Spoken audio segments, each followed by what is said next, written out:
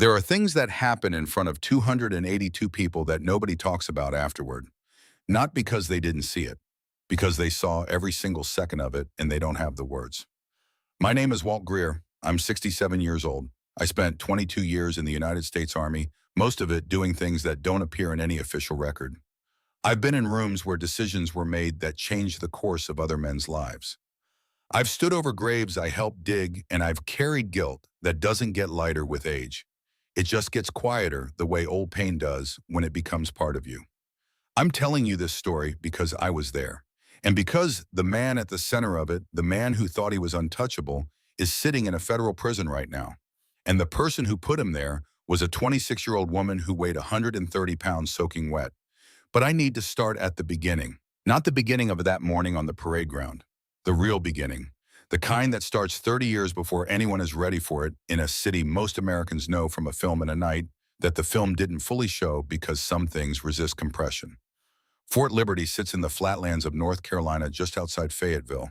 If you've spent any time in the military, you know the name, even if the name changed a couple of years back. Most people still call it Bragg. Old habits.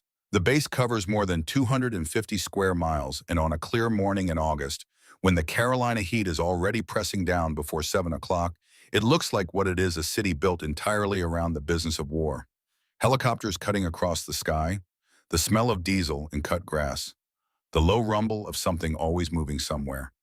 Elena Hargrove arrived on a Tuesday. She came in on a military transport bus with 11 other new assignments. She had a standard-issue duffel one personal bag that was smaller than most men's gym bags, and she was the only person on that bus who didn't say a single word for the entire 2-hour ride.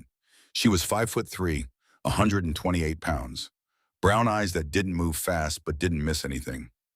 Dark hair pulled back tight. She had the kind of face that made people do a small double take, not because of anything dramatic, but because there was a stillness in it that didn't belong to someone her age. Most people in their mid-20s wear their emotions close to the surface. Elena Hargrove looked like she'd decided a long time ago that the surface wasn't a safe place to keep anything important. She was assigned to Delta Company 2nd Battalion, support and logistics, not a combat unit, the kind of assignment that in the informal hierarchy of any military installation sits at the bottom of the respect ladder. The men in her barracks made sure she understood that within the first hour. Nothing violent, nothing anyone could put in a report. Just the silence that forms when a group of people have already decided who you are. The way conversation stops when you walk into a room then starts back up at a slightly different pitch. The way no one makes eye contact, not because they're ignoring you, but because they've already classified you as irrelevant. One man, thick neck, Georgia accent, the kind of loud that performs for an audience, looked her up and down when she set down her bag and said to no one in particular that the Army had apparently lowered its standards again.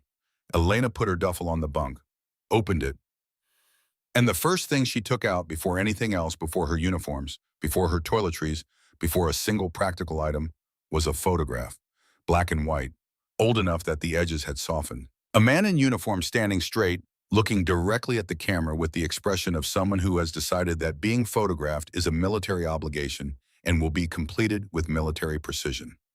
He was not smiling. He didn't need to.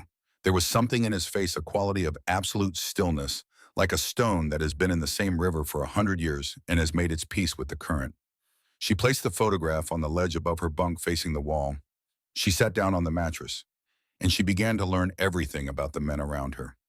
The first week, Elena Hargrove was invisible, not because she was forgettable, because she chose to be. At 5:30 every morning, physical training. She ran her 2 miles at a pace that put her in the middle of the pack, not last, not first. She lifted what was expected. She answered when spoken to and volunteered nothing. In the marksmanship qualification on day 4, shooting at targets from 25 to 300 meters, with the M4 carbine, she scored high enough to pass without any ceremony about it. The range instructor barely glanced at her score sheet. What he didn't know, what none of them knew, was that Elena was shooting with her left eye closed for the first 2 targets and adjusting her breath incorrectly on purpose for the third. The margin she left herself was narrow enough to avoid suspicion, wide enough to avoid attention.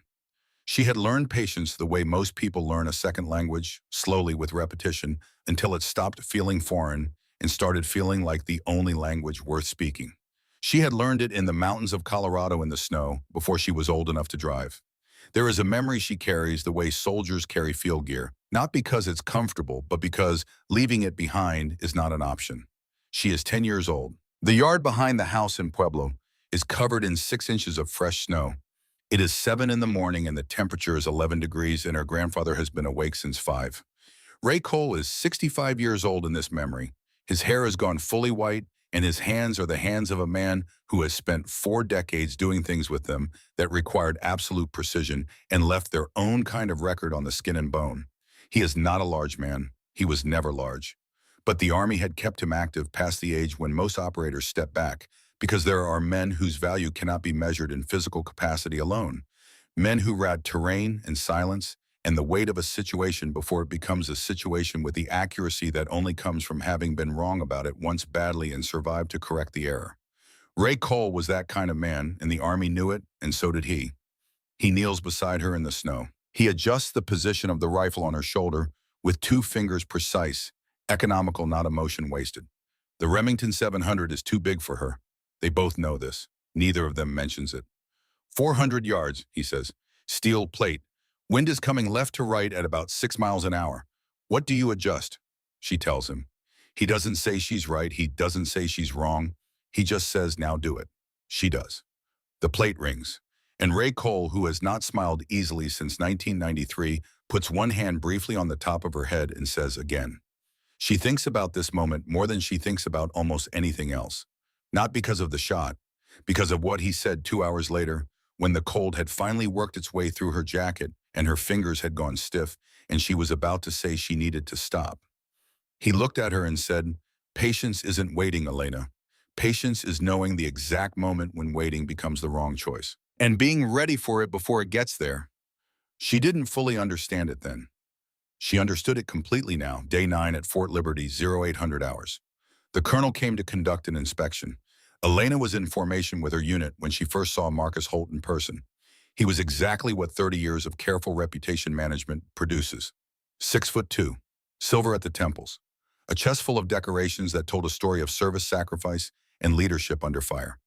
He walked the line with the measured pace of a man who has been the most important person in every room he's entered for so long that it has simply become the shape of his world. She had studied his file. She knew the surface, the commendations, the deployments, the career arc that moved upward with the consistency of a man who understood how institutions work and how to work them. She knew what the file said. She also knew what the file left out. He moved down the line, stopped at one soldier, a word, moved on, stopped at another. She kept her eyes forward and her breathing even and her face exactly neutral as he approached her position. He stopped.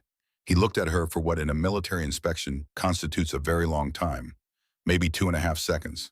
3. Most commanders look at a new private the way you look at furniture, registering presence, confirming arrangement, moving on. They don't really see you. The rank differential makes you invisible. Holt saw her. Not the way a superior officer sees a subordinate, the way a man sees something he recognizes from a long time ago, something he thought he'd put behind him. He said nothing. He moved on. Elena kept her eyes forward. Her pulse had gone up 4 beats per minute. She brought it back down before he reached the end of the line. She had known this moment would come. She had prepared for it. But preparation and execution are 2 different countries, and the distance between them is where most plans fall apart. Not this one. She spent her evenings in the administrative building, reorganizing files nobody had touched in years. It was the kind of work that gets assigned to people someone once kept busy and out of the way, dusty, thankless, invisible. Boxes of records from the 90s, logistics reports, maintenance logs, personnel files going back decades, all of it stacked without system, in a room that smelled of old paper and recycled air. She was methodical. She was patient. She was looking for something specific. On the 6th evening, she found a box filed under the wrong unit designation, 1 digit transposed from the standard numbering system. A small error. The kind that happens by accident, except that this particular box contained radio communication logs from October 1993, and the transposition had placed it in an alphabetical sequence where no one searching by unit number would ever find it. She didn't touch anything. She memorized the box number and the shelf position and went back to her bunk. She lay in the dark for a long time listening to the sounds of the barracks settling around her. She thought about a hospital room in Colorado Springs. 2014. She had been 16. Her grandfather had been 71, and he had been dying for 3 years by then, the way men who have taken serious wounds sometimes die, not all at once, but in increments, the body finally surrendering ground. It has been defending since the injuries came in. He was lucid that last week, more lucid than he'd been in months, and he told her things he had never told anyone. There was a man in charge of communications that night, Ray Cole said. His voice was thin, but his eyes were clear. His name was Marcus Holt. He was a first lieutenant. He heard us call for extraction. He heard us every time, and he made a decision. She had asked what decision. Her grandfather looked at her for a long time before he answered. The decision that we were more trouble than we were worth. He died 11 days later. Complications from wounds that had never been properly addressed. Infections that had been managed over years into something permanent and finally fatal. She had sat with him until the end, and when it was over, she had driven back to Pueblo, gone into the yard where he had taught her to shoot, stood in the snow and made a decision of her own. Night 7. Elena pulled her jacket tighter and walked to the edge of the parking area just outside the main gate. The lights from the base cast long shadows. The Carolina night was thick with heat even past 10 o'clock. He was sitting in a pickup truck that had seen better decades. Gray, dented along the passenger side, the kind of vehicle that belongs to a man who has stopped caring what things look like as long as they function. She got in without knocking. Walt Greer was 67 years old and looked like the land itself had grown him weathered, deliberate, rooted. His left leg sat at a slight angle that told you, if you knew what to look for, that the knee had been rebuilt at some point and the rebuilding had not been entirely successful. His hair was the color of ash and cut short. His hands resting on the steering wheel were the hands of a man who had worked with them all his life and expected to keep working with them until there was no life left to work with. He looked at her for a moment before he spoke. "You found the box," he said. It wasn't a question. "Day 6, she said. "I didn't open it." He nodded slowly as though this confirmed something he had expected. "Your grandfather taught you that." "He taught me a lot of things." Walt Greer had served in 1st Special Forces Operational Detachment, Delta. He had deployed to Mogadishu in 1993 as part of the operation that history would later call Gothic Serpent, the operation that most Americans know through a book and a film, though the film, like most films, left out the parts that were hardest to look at. He had been in a vehicle 2 kilometers from the position where Ray Cole's 4-man reconnaissance team was pinned down on the night of October 3rd. He had listened on the radio. He had heard every transmission. And he had spent the years since then carrying what he heard. "Garrett reached out to me 14 months ago," Walt said. His voice was low, the careful voice of a man who has thought about every word before speaking it. He'd been collecting things on his father for 2 years by then. Documents, emails, transfer records. The boy is smarter than his father ever gave him credit for. Elena said nothing. "He told me a woman named Hargrove had been asking questions at the VA records office in Colorado about a Somalia file, about a communication log." Walt looked at his hands. He'd been watching for someone like that. "He didn't know who you were. I did. Because of my grandfather. Because Ray told me about you the last time I saw him. 2011. He was already getting sick. He said if anything ever happened to the right information reaching the right people, there was a girl in Colorado who would know what to do with it. He described you exactly." Elena looked straight ahead through the windshield at the lights of Fort Liberty. "So Garrett found me and contacted you," she said. "He found you and contacted me, and I contacted you, and you told me your plan. And you told me it was insane. It is insane. But you're here." Walt made a sound that was not quite a laugh. "I'm 67 years old and my left leg doesn't work right, and I've been waiting too long for someone to give me a reason to finish what started in Mogadishu. Insane is relative." She looked at him then, really looked at him the way she looked at distances and angles and wind speed accounting for every variable. "He knows I'm here," she said. "Holt, he recognized me during inspection." "I know. Which means we're not working on our timeline anymore. We're working on his."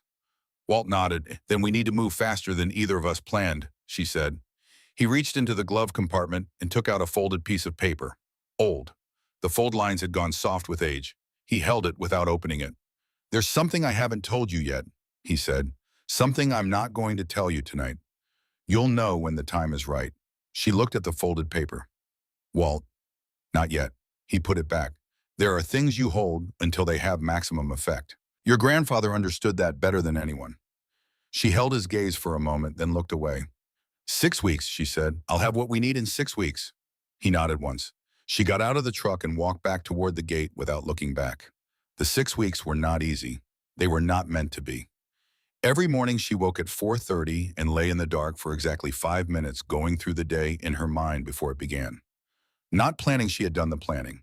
This was the process of inhabiting a version of herself that Fort Liberty could see, a young soldier who kept her head down and her mouth shut and her ambitions modest. A woman who had come here for ordinary reasons and was doing ordinary things. The performance required total consistency. One moment out of character and the whole structure could fracture. She was in the administrative building 3 evenings a week. She was at the range on Thursdays, scoring well enough to satisfy requirements and not well enough to attract commentary.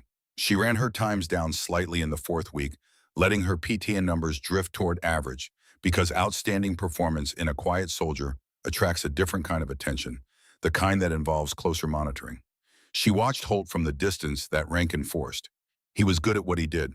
That was the thing. She had not fully prepared for how good he was.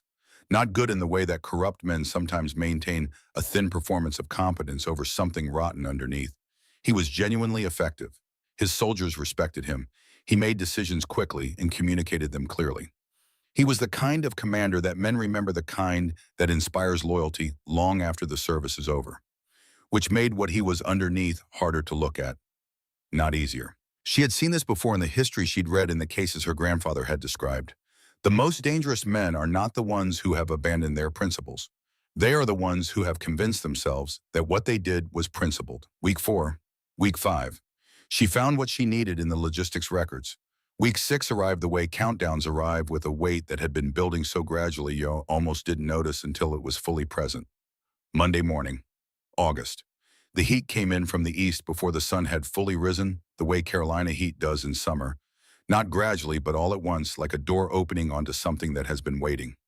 The parade ground was already radiating warmth from the asphalt when 282 soldiers formed up for 0700 muster.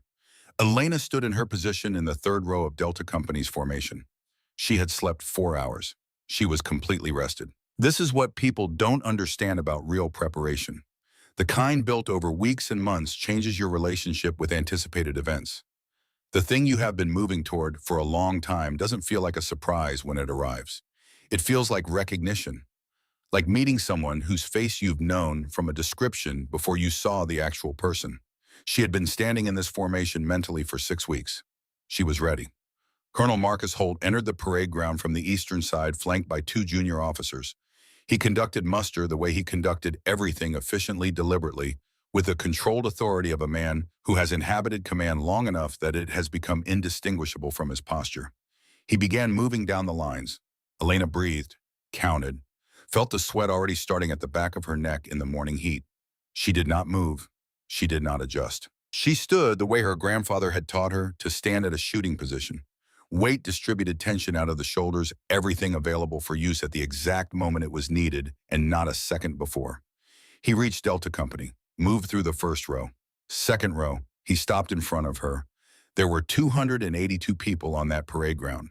In the moment that followed, it felt like none of them were breathing. Holt looked down at her. He was 8 inches taller. He used that distance the way men sometimes use size, as a statement, as a reminder of the natural order of things, as an argument that doesn't need words. Hargrove. Sir, I hear you think you're something special. She kept her eyes forward. No, sir. Look at me when I'm talking to you. She turned her eyes to his face. His expression was controlled, but not entirely. There was something moving underneath it. Something that had been present between them since day 9, when he had stood in front of her for 3 seconds too long, and she had seen the recognition in his face. He knew who she was, and he had spent 6 weeks deciding what to do about it. He stepped closer. The distance between them narrowed to something that was no longer protocol, something that was, by any reasonable definition, a deliberate act. You know what I don't like? His voice had dropped to something meant only for her. I don't like people who come into my base with an agenda they haven't bothered to explain to me. She said nothing. I'm going to give you one opportunity to explain yourself. Right now, in front of everyone. His chin tilted down. So, explain. The silence stretched, and then his hand came up. Later there would be debate about intent. There always is. The hand could have been a pointing gesture. It could have been an instinctive movement toward her collar, the kind of correction a senior officer makes to a junior's uniform. It could have been a dozen things. What it was in the context of the distance between them and the angle of the movement and the speed and the direction of his palm was a hand moving toward her face. She didn't decide.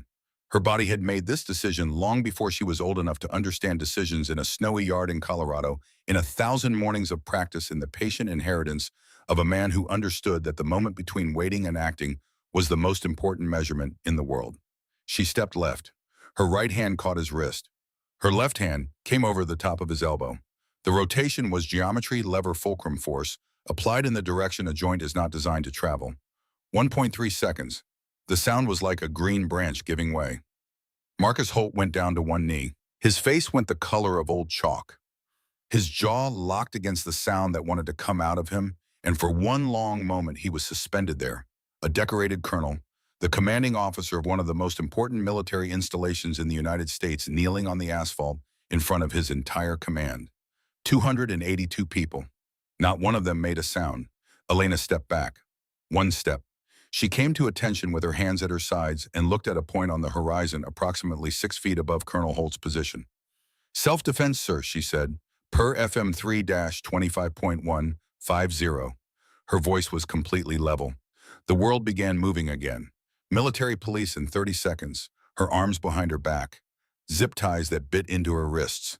She was walked off the parade ground between two soldiers who were both 6 inches taller than her and who were both, she noticed, being very careful not to look at her face.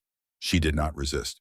She did not speak. At the edge of the parade ground, as she was guided through the gate toward the administrative building, she turned her head slightly, not enough to break stride, just enough to look toward the perimeter road that ran along the outside of the fence line. An old gray pickup truck was parked along the shoulder 200 meters out. She turned her eyes forward and kept walking. The interrogation room was white and small and smelled of industrial cleaning solution. The chair was metal. The table was metal. The light overhead was the particular shade of fluorescent that makes everything look slightly unwell. She had been there for 4 hours when Captain Dana Reeves came in. Reeves was 34 years old and had the bearing of someone who had concluded early in her career that the legal system was a tool and that tools work best when handled by someone who understands their exact specifications. She was the JAG officer assigned to Fort Liberty's Legal Affairs Division. She sat down across from Elena, without preamble, opened a folder and looked at it for a moment before looking up. "You want to tell me what that was?" Reeves asked. "I already gave my statement." "I've read your statement." Reeves set down her pen. "I'm asking what it actually was." Elena looked at her steadily. "A man raised his hand toward my face. I responded according to my training." Reeves was quiet for a moment. "There are 282 witnesses," Elena said, "and I'd like to know if the cameras on the parade ground were functional this morning." Reeves looked at her. The pause that followed was brief but complete. The pause of someone who has just been handed information that slightly rearranges the furniture of what they thought they were walking into. She closed the folder. "I'll look into that," she said carefully. Elena held her gaze. Then she said, "I'd like to make a formal statement, complete, on the record. Everything I observed on that parade ground in chronological sequence, beginning with the colonel's approach. And I'd like to add supplemental materials to that statement in the coming days as I complete the documentation." Reeves uncapped her pen. "I'm listening." Outside, the Carolina night settled over Fort Liberty. In the parking lot beyond the fence, a gray truck sat in the dark. Inside it, an old man held a cassette tape in his hands, one of those compact, unremarkable objects that contain sometimes the weight of everything. He held it for a long time. Then he put it carefully back in the glove compartment, opened his notepad, and began writing down what came next. He had a plan to finish. There was still work to do. There is a kind of silence that forms inside a military interrogation room after midnight. It is not the silence of emptiness. It is the silence of weight, of everything that has been said in that room over the years, still present in the walls and the floor and the flat white light that doesn't know the difference between day and night. Elena Hargrove had been sitting in that silence for 6 hours when Reeves came back. I know this because Reeves told me later. Not all of it, but enough. She said that when she walked back into the room, she expected to find a young woman who had spent 6 hours in a metal chair reconsidering her life choices. She expected fear or anger or the particular exhausted defeat that sets in when the institution closes around you and you finally understand what you're up against. What she found was Elena sitting exactly as she had been left. Posture unchanged, hands folded on the table, eyes open and resting on the middle distance, the way a person's eyes rest when they are not waiting, because waiting implies uncertainty about what comes next. Elena did not appear uncertain about anything. Reeves sat down. The cameras on the parade ground were operational, she said. She watched Elena's face for a reaction. There wasn't one. Standard JAG protocol for training observation. Body-worn units 4 positions activated for the morning muster. She paused. The footage is currently in the possession of this office. Elena said, has Colonel Holt requested access? His legal representative has. And the footage is currently in the possession of this office, Reeves repeated with exactly the same inflection. Elena held her gaze. Then she said, when I submit my supplemental materials, I'd like the chain of custody documented from the moment of submission. Reeves looked at her carefully. That can be arranged. Outside, the Carolina night was full of crickets and the distant sound of aircraft from the flight line. Inside, a 26-year-old private first class who had broken a colonel's arm in front of his entire command was building the foundation of something that the colonel, in all his years of careful construction, had never thought to defend against. The foundation was the truth, and she was laying it one document at a time. Now let me go back to October 1993. Let me take you to a city you may have seen in a film if you're old enough to remember when that film came out. Let me tell you what the film didn't show you, because films have to compress, and what I'm going to describe cannot be compressed. It has to be told in full, because the weight of it only makes sense when you feel every ounce. Mogadishu, Somalia, October 3, 1993. The official name of the operation was Gothic Serpent. The mission was to capture senior lieutenants of the Somali National Alliance from a building in the Bakara Market District. The force that went in was composed of Delta operators, Rangers from the 75th, and helicopter crews from the 161st Special Operations Aviation Regiment. On paper, it was supposed to take 30 minutes, maybe less. You know how it ended if you know your history. What most people don't know is what happened 2 kilometers from the main engagement in a position that was never discussed in the official after-action reports, at least not in the version that was released. Ray Cole's 4-man reconnaissance element had been inserted the previous night. Their job was observation and early warning, positioned at a specific grid reference to monitor a secondary approach route and report any movement that might indicate a reaction force. I was in a vehicle 2 kilometers further back, running communication support for the broader operation. My radio could receive on their frequency. I was listening. At 22:47 hours, Ray's voice came over the net. He was calm. Ray Cole was always calm, the way deep water is calm, not because nothing is happening beneath the surface, but because the surface has learned to contain it. He gave his grid. He gave a situation report. His position was compromised. 2 men down. He and 1 other were still operational. They needed extraction. He said over. The response came from the communications officer coordinating the net, a young first lieutenant named Marcus Holt.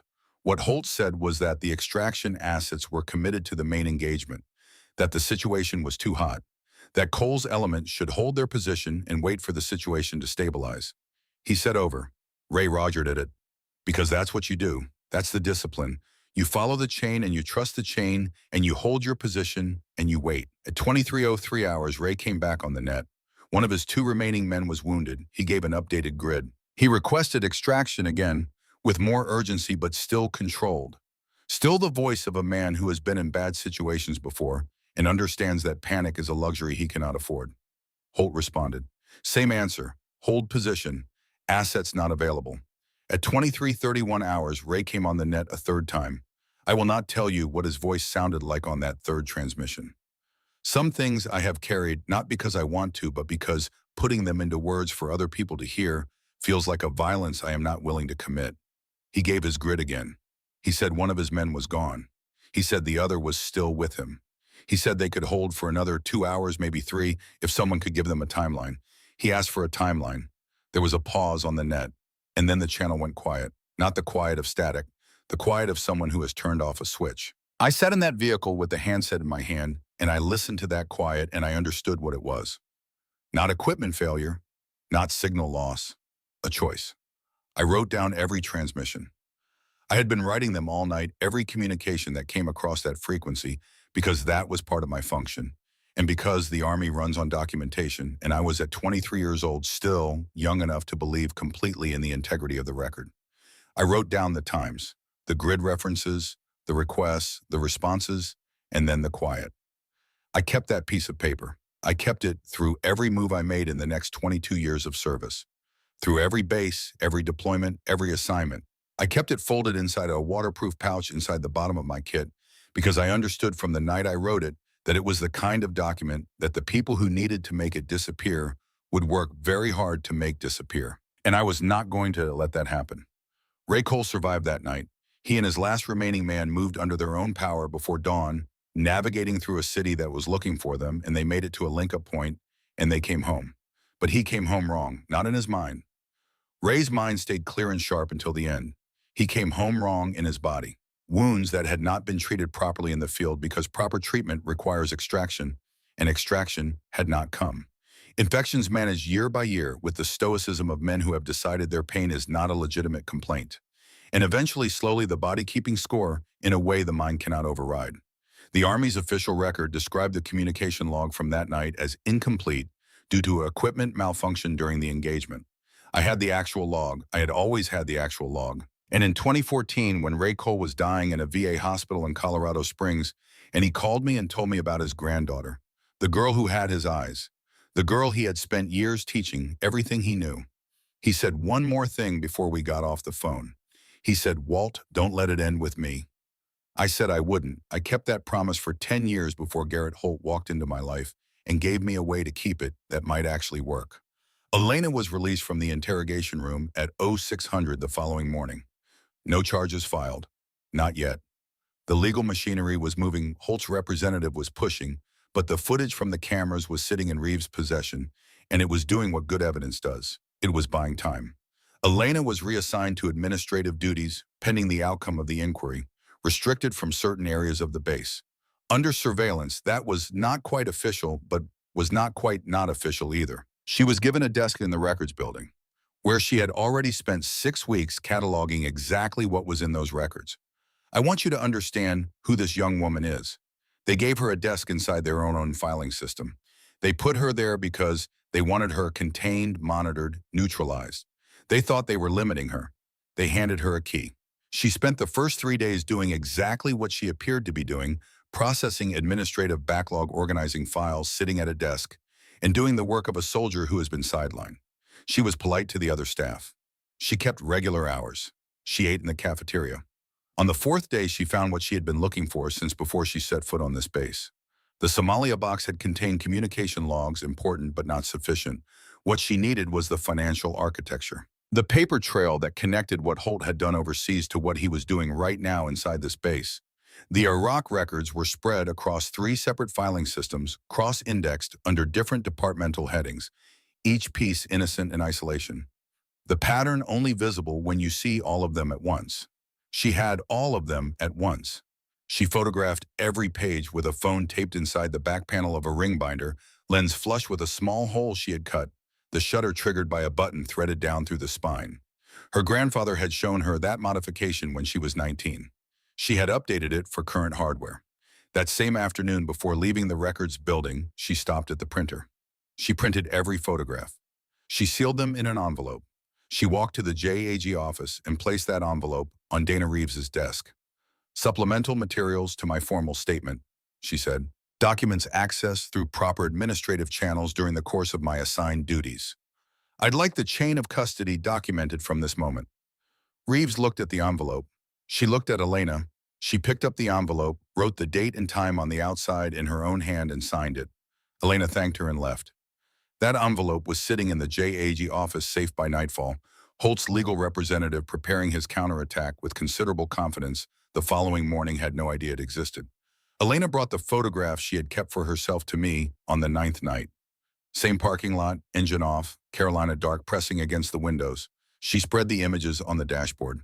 Printed not on a screen, I had told her once that digital records leave traces, and she had absorbed that the way she absorbed everything completely without needing to be told twice.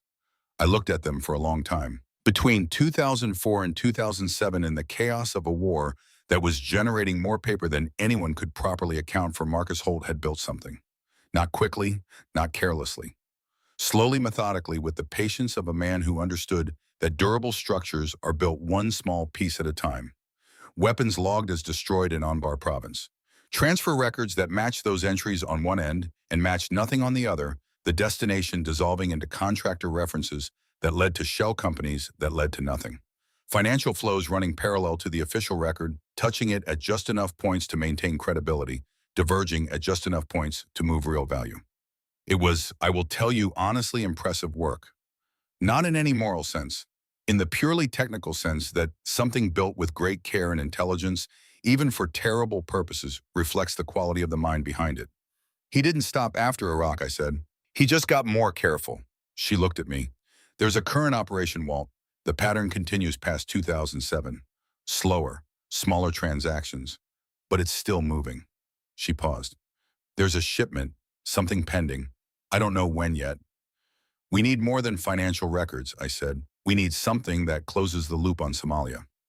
Something that connects the man in those Iraq documents to the man who left Ray Cole on the ground in 1993. Two separate stories won't add up to one consequence. She said, I know, Walt. That's why I'm asking you again. What are you holding? I looked out through the windshield. This was the conversation I had been delaying. Not because I didn't trust her. I trusted her the way I had trusted Ray, the kind of trust built not on what a person says about themselves, but on what they do when no one is watching and the options are hard. I was delaying because I had carried this particular weight so long that the weight in the carrying had become indistinguishable. Letting go of one meant letting go of the other. And even when letting go is the right thing, even when you have spent years waiting for the moment itself is harder than the waiting was. I reached into the glove compartment. I took out the folded paper. She took it carefully with both hands, unfolded it slowly the way you unfold something you understand to be fragile. She read it. I watched her face as she moved through the lines, her finger tracing each entry, her lips moving slightly over the grid references, the timestamps, the words I had written by hand in a dark vehicle in 1993, while her grandfather was asking for help that was not coming. When she reached the bottom, she was still for a long time. He heard every transmission, she said, all three, and the channel going quiet at 2334. Not static, silence. The squelch was open, but no one was transmitting, and then nothing. She looked at the paper. This is your handwriting. Written the night of October 3rd, 1993. The paper has been forensically assessed. It holds up. She refolded the paper along its original lines. She handed it back to me. There's more, she said, not a question. She knew. I don't know how she knew, but she knew. Maybe Ray had told her more than I thought. Maybe she was just the kind of person who understands that when a man has been holding something for this long, what is visible is never the whole of it. I put the paper back in the glove compartment.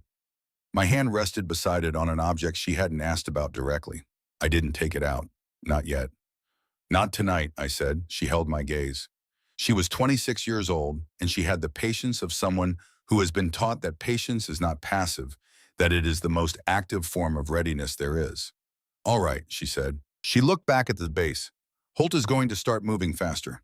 He knows what I'm doing. He's already started. He has a contact in the Pentagon who has already made an inquiry about the status of the investigation. How do you know that, Garrett? She absorbed this. Garrett is still feeding you information from inside. Daily. He's been doing it for 2 years. She looked at the base again, recalculating. He's going to try to close the financial records, reclassify them, or pull them before they can be examined. Probably. He can't. Reeves already has them. She looked at me. But the shipment, if the shipment leaves, the physical evidence goes with it. And without the physical evidence, the financial records are just paper. Disputable paper. Then we need to know when the truck moves. Garrett will know, she said. My phone lit up before she finished the sentence. Garrett Holt, short message, no preamble, transport order filed. Departure in 48 hours, route south. I showed her the screen. She looked at it, then she looked at me. Tomorrow night, she said. Bring everything. She got out of the truck and walked back toward the perimeter. She moved the way she always moved, without hurry, without waste. The walk of someone who has accepted that the distance between where she is and where she needs to be is exactly as long as it is, and that the only productive response to that fact is to cover it. I watched her go. Then I looked at the glove compartment. 30 years is long enough to understand the difference between carrying something and being ready to use it. I had crossed that line somewhere in the last 9 days, watching this young woman do what she had come here to do. I started the engine. Some things you carry until the right person is ready to set them down alongside you. She was ready.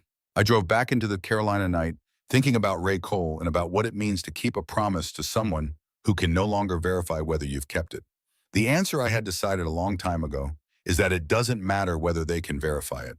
You keep it anyway. That's what keeping it means. 48 hours is not very much time. Unless you have spent years preparing for it, then it is exactly enough. The afternoon before we met at the diner, Elena had done one more thing inside that base. She went back to Reeves. Not to negotiate, not to ask for anything. She walked into the JAG office and placed a second sealed envelope on Reeves' desk and said it contained additional documentation relevant to her formal statement, including materials she believed established a pattern of conduct extending beyond the incident of August 7th, and that she was submitting it under the same chain of custody procedures as the first. Reeves looked at the envelope. She looked at Elena. She thought for a moment. Then she picked up the envelope, wrote the date and time on the outside, and signed it. "Is there anything else you'd like to tell me?" Reeves asked. Elena said, "In 48 hours there will be." Then she left. We met at 0200 in the parking lot of a 24-hour diner on Route 87, 3 miles outside the perimeter, far enough from the base that the ambient surveillance was manageable. Elena was already there when I arrived. She had a road atlas open on the hood of the car. Paper, not digital. I had mentioned once that digital maps leave traces, and she had never forgotten it. She had already plotted the route. I looked at what she had marked and understood that the conversation I was expecting to have, the one where I walked her through the plan, was not the conversation we were going to have. She had already built the plan. "The truck leaves at 0600 day after tomorrow," she said. Her finger moved along the map. Based on the transport order, Garrett found it takes Highway 87 south to I-40, then east toward Wilmington. Standard routing for a logistics convoy avoiding the main base traffic corridors. She traced the route.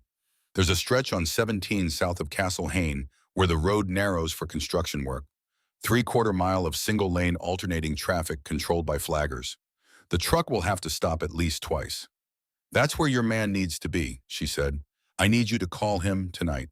She was referring to Caleb Pruitt. Retired 75th Ranger Regiment, living outside Wilmington for 11 years, 63 years old.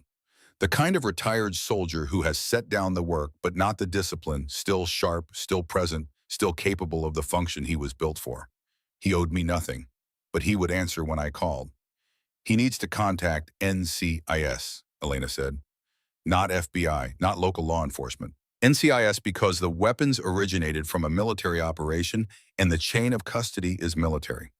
The call needs to come from him, a civilian contact with no current institutional affiliation, not from anyone connected to the JAG inquiry. If it comes from inside Holt's legal team, buries it as procedural interference." She had identified the exact seam between jurisdictions where a retired soldier could introduce information without triggering the institutional reflexes that would have swallowed it whole. "Caleb tracks the truck," I said, "confirms the contents at the intercept point, contacts NCIS directly. With the transport documentation Garrett has already pulled. Serial numbers, quantities, the paper trail from the Iraq records connecting the disposition orders to Holt's signature." She looked at me. "It needs to be airtight before anyone opens that truck. Because once it's open, there's no controlling what happens next, and I need everything else already in place."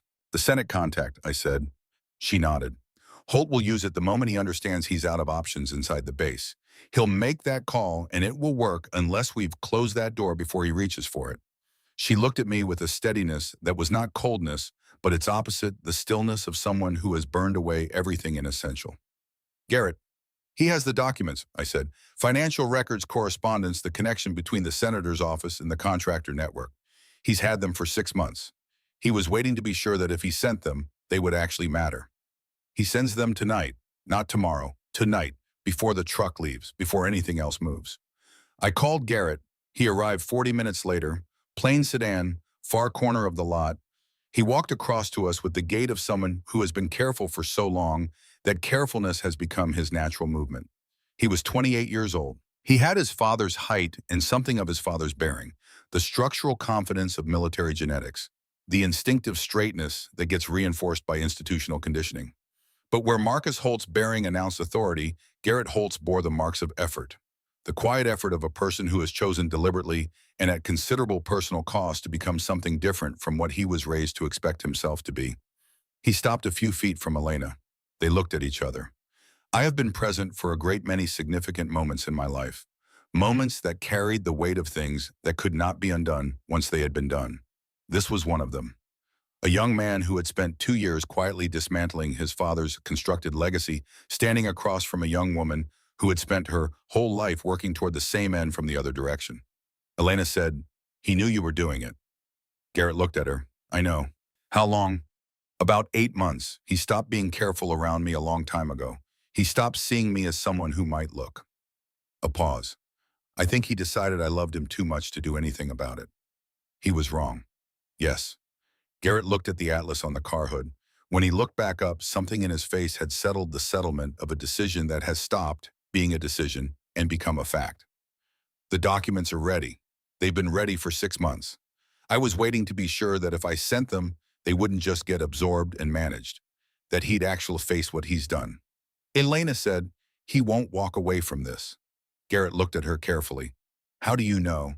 "Because I'm not giving him a report to manage. I'm giving him a physical shipment. He can't explain a legal proceeding already in motion inside a JAG office, where the officer in charge has seen camera footage of him raising his hand toward a subordinate in front of his entire command." She held his gaze. "And because the person who closes every door he might use to escape is you tonight by sending those documents to the Bureau before the sun comes up." Garrett was quiet for a long moment. Then he said, "You're Ray Cole's granddaughter." "I am." He looked at her for another moment. Then he nodded, not the casual nod of agreement, but the deep, slow nod of someone committing to something irrevocable. "I'll send everything tonight," he said. "Financial records, the contractor, network, the correspondence with the senator, the full timeline." He paused. "All of it." He looked at me. I held his gaze and thought about what it costs a person to do what he was doing, not in the legal or practical sense, but in the intimate, unspectacular sense of what it costs to look at someone you have known your whole life and choose truth over belonging. It is not a dramatic cost. It is the quiet, permanent kind. He went back to his car and drove away. Elena folded the atlas. "Now," she said, "whatever you have been holding." I reached into the truck. I took out the cassette tape in its plain plastic case. The label on the spine was in my handwriting, a date October 1994, a location Fort Bragg, North Carolina. Nothing else. She looked at it without touching it. 1994, I said. 11 months after Mogadishu.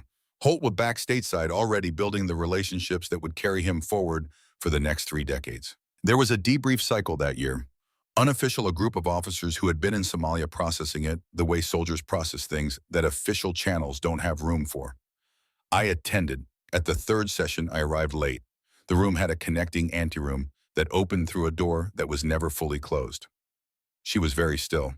Holt was in the anteroom. Private conversation with another officer, a colonel at that time, later a significant figure in Washington. I carried a recorder as a matter of practice. Documentation was habit. Documentation was discipline. I looked at her. I turned it on. "How much?" she asked. 4 minutes and 12 seconds. Holt speaking in a conversation he believed was unobserved, discussing the decision regarding Ray Cole's extraction request on October 3rd, 1993. I let that settle. He is not subtle about it. He is speaking to someone he trusts completely. He is speaking the way people speak when they believe the room is private and the record doesn't exist. She was silent. "Has anyone else heard it?" "No, not Ray, not anyone."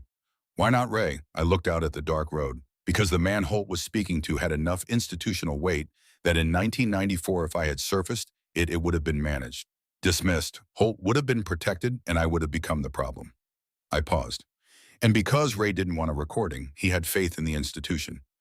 Even after everything, he believed the institution would eventually correct itself if the truth was present and persistent. So you waited. I waited until the institution could no longer protect itself from the truth, until the truth had enough mass around it that the tape was confirmation rather than accusation. I looked at her.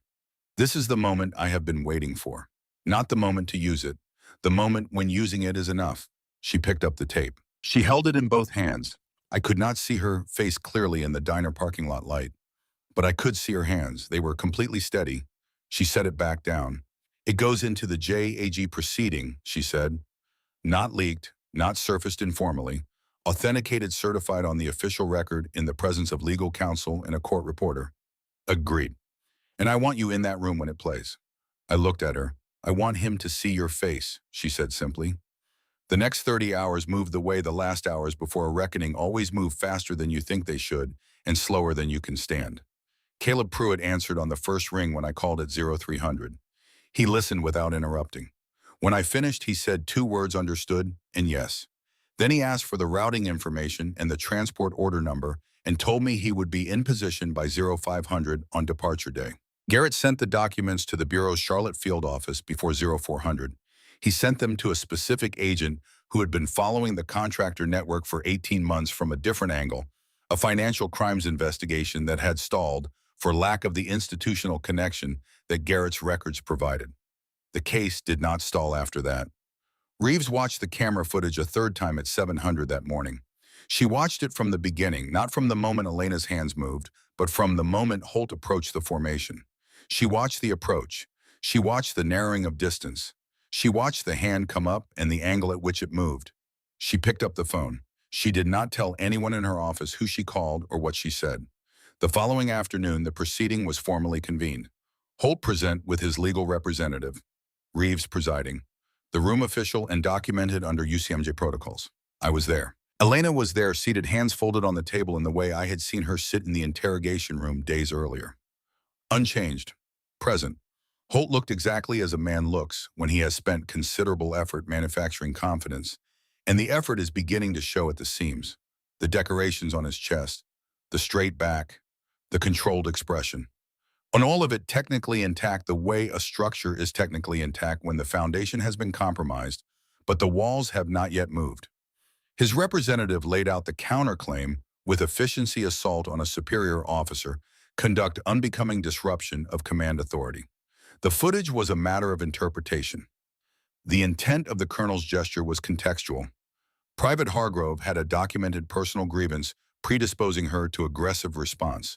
The incident was the predictable outcome of an unstable element in a command environment. Reeves let him finish. Then she placed the documentation on the table. The camera footage first. She walked through it in sequence, not from the moment Elena's hands moved, but from the beginning. The approach, the violation of protocol distance, the angle of the hand. Holt's representative started to speak. Reeves said she was not finished. She placed the logistics records on the table. The Iraq documents, the transport order, the financial cross-references. She placed them in the organized, direct manner of someone who understands that the arrangement of evidence is itself a form of argument. Holt looked at the documents. Something moved behind his eyes, the expression of a man who has been running a calculation for years and is now discovering that variables he thought he controlled have been changed without his knowledge. Where did you obtain these records? His representative asked. Through proper chain of document access within the administrative record system of this installation, Reeves has said, accessed by personnel with appropriate clearance during the course of a legal inquiry. These materials are unrelated to the incident in question, and their introduction at this stage is procedurally. These materials, Reeves said with a precision that ended the sentence, are relevant to a pattern of conduct that this office has determined falls within the scope of the inquiry as currently constituted. The inquiry has been broadened. Holt was very still. Who authorized the camera placement? His representative asked. The same question as before, same tone, the tone of someone who believes this is a weakness in the opposing position. Reeves said the cameras were placed under standard JAG observation protocol authorized by this office. She paused. The suggestion to ensure comprehensive parade ground coverage for the upcoming training evaluation cycle came from a phone call to this office 4 weeks ago. The caller identified himself as a retired non-commissioned officer with Delta Force experience. He asked in general terms, which camera configurations produce the most legally durable footage of command conduct during muster formations? Holt turned his head. He looked at me. I was sitting against the wall to the left of the table. Civilian clothes was. I had not dressed differently for this occasion because at 67 years old I have stopped performing for rooms. I looked back at him. Every year of it was in that room with us. Every transmission I had written down in the dark in 1993. Every morning of carrying what I had heard.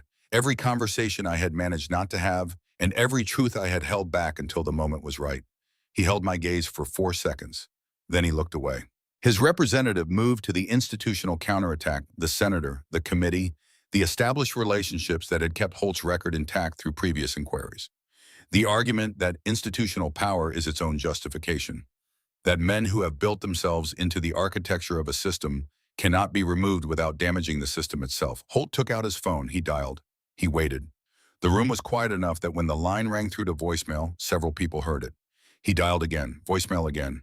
He lowered the phone and looked at it the way a person looks at an object that has failed to perform its essential function, and the failure has revealed something about the object that cannot be returned to unknown. The individual you're attempting to reach, Reeves said carefully, is currently engaged in a meeting with the FBI field office in Charlotte. The meeting concerns financial documentation submitted to the Bureau approximately 16 hours ago. The documentation pertains to the contractual relationship between that individual and a private logistics company operating in Anbar province between 2004 and 2007. The silence in the room was the silence of a door closing. Holt put his phone down on the table. He did not say anything. I stood up. I picked up the bag I had placed beside my chair when I came in. I carried it to the table. I set down the small cassette player power cord already coiled and taped. I set down the tape. The room watched with the attention of people who understand that something is about to happen that cannot be unhappened. I held the tape for a moment. I thought about what I was holding and what it had cost to hold it for as long as I had. 30 years is long enough to lose people you should not have lost, to carry things you should not have had to carry, to arrive at an age you did not imagine when the events that defined you were happening. Long enough to understand that justice and the mechanisms of justice are not the same thing, and that the distance between them is measured in patience. Ray Cole was 71 years old when he died in that VA hospital. He had served with distinction in conditions that most people are not equipped to imagine. He came home from those conditions with wounds that were never properly treated, from a situation never properly investigated, because the man responsible for that situation was very good at the work of remaining protected. Ray Cole died without seeing any of this. I set the tape in the player. I looked at Marcus Holt. His face had gone through several things in the past hour and had arrived at something that was not quite any single emotion, the expression of a man who has arrived at the bottom of something and is experiencing the bottom for the first time. I pressed play. The audio was old. Surface noise, the soft mechanical breath of analog recording, the ambient sound of a room through a not quite closed door, and then voices. Holt's voice first, younger, faster. The cadence of a man in his early 30s who is certain of his safety in a private conversation with someone he trusts, speaking about the events of October 3rd, 1993, with the fluency of a man who has been over this territory many times in his own mind and has made his peace with what he finds there. He spoke for a minute and 40 seconds without interruption. Then the other voice said something. Then Holt said clearly, in a room he believed was private in October 1994, Cole was never going to make it out of there clean anyway. The wounds from the first call were already significant. He would have been a liability for months. Sometimes the field makes decisions that the command structure can't officially sanction, and the function of good command is to understand when to get out of the way of what the field has already decided. The room was absolutely still. If he'd been extracted that night, there would have been questions, an investigation, records examined. I was 27 years old and I had made a call that I would have to spend the rest of my career defending. This way the field handled it, nature handled it, and I was able to continue doing work that genuinely mattered to this country. Sometimes the arithmetic is just the arithmetic. I stopped the tape. The room did not move for a very long time. Elena was looking at the cassette player. Her hands were on the table. Her face was the face of a woman who has known the shape of a thing for a very long time and is now seeing it in full dimension, and the seeing of it is both exactly what she expected and also more than she had prepared for, because knowing the shape of something and standing in front of it in a room with fluorescent lighting and other people breathing are two entirely different experiences. She did not look at Holt. She looked at the cassette player, and then slowly she looked at me. I held her gaze. I thought about a yard in Colorado, 6 inches of snow, a girl 10 years old with a rifle too large for her shoulder and the patience to hold it anyway, and a man standing beside her who understood that the most important thing he could pass on was not the shot but the waiting. I thought about a phone call in 2014. Ray's voice thin by then but steady. Don't let it end with me, I nodded at her. Once. Small. The nod that means it didn't. What followed was the machinery of consequence. It is not dramatic in the way that what preceded it was dramatic. Consequence is administrative. Consequence is paperwork and proceedings and the long institutional grinding of a process that moves slowly because it is designed to be durable. But the outcome was not in question from that afternoon. On Route 17 south of Castle Hayne, as the convoy slowed for the construction zone, Caleb Pruitt was parked in a lot beside a gas station with a clear line of sight to the road. He had been there since 0500. He watched the truck stop. He made his call to NCIS. He provided the transport order number, the serial documentation, and the name of the JAG officer currently holding corroborating financial records in a certified chain of custody. The truck did not reach Wilmington. Marcus Holt was suspended from command pending the completion of formal proceedings. He was escorted from the building by two military police officers who had the professional courtesy not to make the escort any more visible than it needed to be, though there was not much they could do about the fact that it happened. He did not speak as he left. I watched him go. I felt less than I expected to feel. This is the thing about the end of a long waiting. When it finally arrives, there is not the surge of something you have been imagining for years. There is just the end. The quiet that forms after a wait has been set down, which is different from ordinary quiet, because it has the shape of what it replaced. I sat in my chair for a while after the room had cleared. Then I folded the cassette player back into the bag. I put the tape in my jacket pocket. I stood up. My left knee registered its opinion of the past several hours, which it does reliably, and which I have long since stopped arguing with. I walked out into the Carolina afternoon. Elena was outside standing in the sun, with her face slightly lifted, the way people stand when they have been in an institutional building for a long time and have come out, and the air is different from the air inside. She did not look at me immediately. We stood there for a while. Then she said, "Thank you." I said, "He's the one who was owed the thank you." She understood who I meant. Marcus Holt was formally convicted at General Court-Martial 14 months later. Conduct unbecoming, fraudulent disposal of government property, conspiracy. The sentencing reflected the full weight of what the evidence contained, not just the years of financial crime, but the decision in 1993 that had started everything. His rank was stripped, his pension gone. The decorations that had filled his chest were removed from the official record one by one in the administrative way that is somehow more final than any ceremony could be. He did not appeal. I have stopped trying to understand what is inside men like Marcus Holt. It is not a productive use of whatever time I have left. The senator whose number went unanswered that afternoon resigned from the Armed Services Committee 6 weeks later, citing health reasons. The Bureau's investigation of his financial connections to the contractor network continued without him.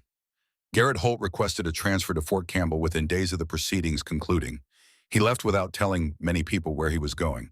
He sent me a single message the morning he departed, 3 words, "Thank you, Walt." I wrote back, "To your grandfather." I meant Ray. I think he understood that I also meant something about the man Garrett himself had chosen to become when it would have been far easier to choose differently. Dana Reeves was promoted to major the following spring. She had done the work correctly at considerable professional risk, without being asked to and without being thanked for it in any official capacity.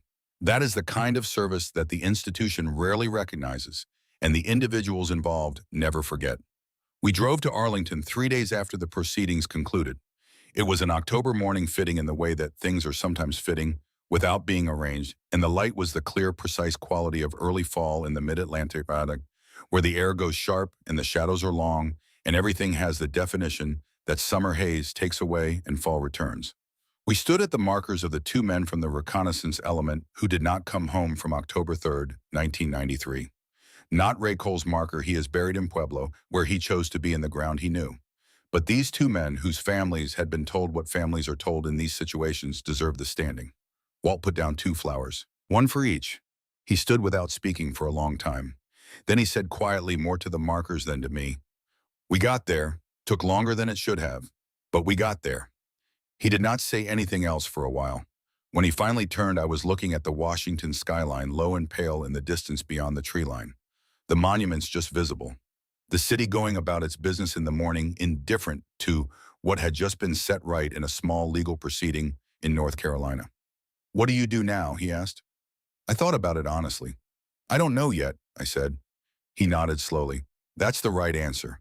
Men who always know what they're doing next usually aren't paying enough attention to what they just finished." We stood there a little longer. "He would have been proud of you," I said. Walt looked at the markers. "I know," he said. "That's the thing about Ray. You always knew where you stood with him, even at the end, especially at the end." We walked back out through the long rows of white markers in the October light.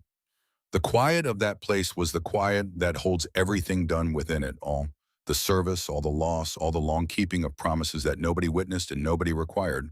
But that happened anyway because that is what certain kinds of people will do with their lives when they have decided what their lives are for. 3 weeks after that morning in Arlington, I received a certified letter from the Army Records Management and Declassification Agency at Fort Belvoir. Inside was a single document, a formal correction to the operational record of Master Sergeant Raymond Allen Cole, retroactive to October 1993. It acknowledged in the careful language of institutional records that the communication log from that evening had been incompletely transcribed in the original filing. It did not say much more than that. Official records rarely do. But it said enough. I drove to Colorado. I put the letter on the shelf above Ray's empty chair, next to the photograph that Elena had taken to Fort Liberty with her, and brought back when she left the photograph of Ray standing straight in his uniform, not smiling because he was a man who had decided that being photographed was a military obligation. I stood in that house for a while in the quiet of it, in the rooms where he had kept his particular silence for so many years. Then I drove back to Fayetteville, to the gray truck and the small apartment and the left knee that makes its opinions known, and I made coffee, and I sat at the table, and for the first time in more years than I can honestly count, I was not carrying anything that needed to be kept. It is a strange feeling. I want to tell you one last thing about Elena Hargrove before I finish. She was never promoted for what she did at Fort Liberty.